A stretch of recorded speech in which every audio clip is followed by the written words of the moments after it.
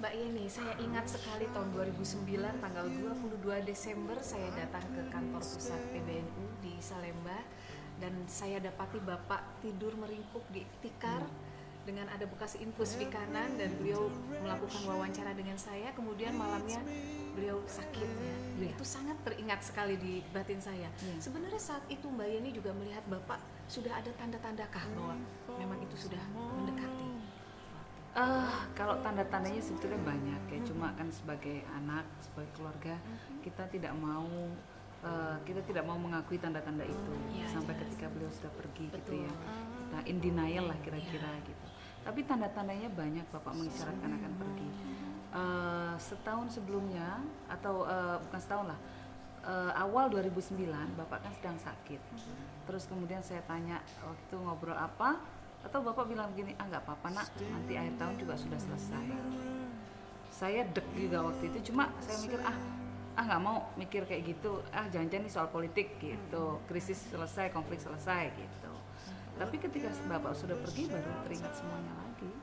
Ya Bapak udah ngasih tanda-tanda. Apa kenangan yang paling mengesankan dari seorang Gus Dur? Sebetulnya kenangan yang paling mengesankan justru terjadi jauh sebelum itu, ketika saya SMA gitu ya.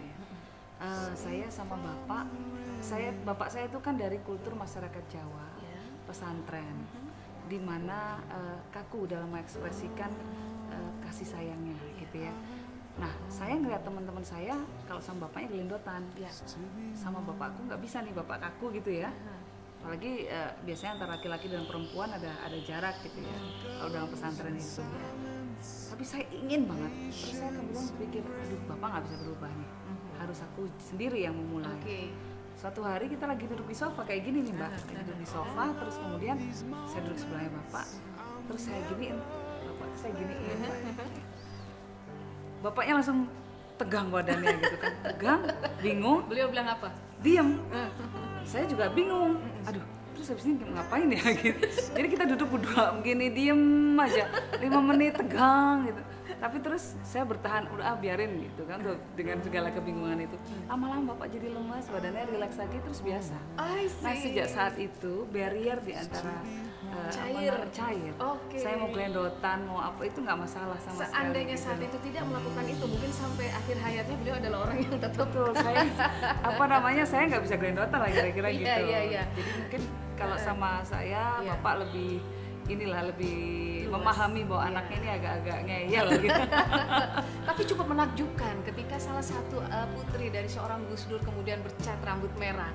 Ya, adik seperti saya. Apa seorang Gus Dur terhadap lifestyle anak-anak yang untuk zaman kini? Ya, jadi gini, ketika adik saya dicat rambutnya warna-warni, bukan cuma merah, kuning, hijau, ungu gitu kan. Terus kakak saya yang paling tua yang concern, sebagai anak yang paling bertanggung jawab, dia kemudian mencoba mengingatkan adik saya.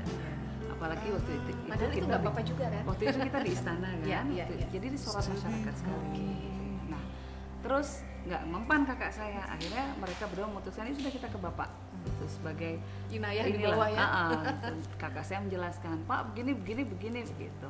Dia kan juga harus paham lah anaknya siapa gitu-gitulah. Mbak Lisa mengharapkan bahwa bapak akan memberikan keputusan yang membuat Ina harus mentaati dan harus ngecat rambutnya lagi. Kembali hitam.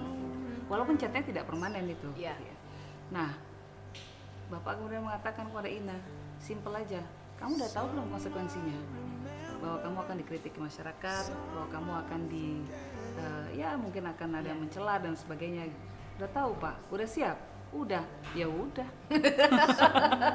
Ya udah, anaknya udah siap, ya udah gitu loh. Dan itulah ya, seorang Gus Dur sangat open mind, sangat terbuka. Betul. Ya. Dan mungkin dalam banyak hal selain cat rambut juga itu terjadi ya Mbak ya. Betul.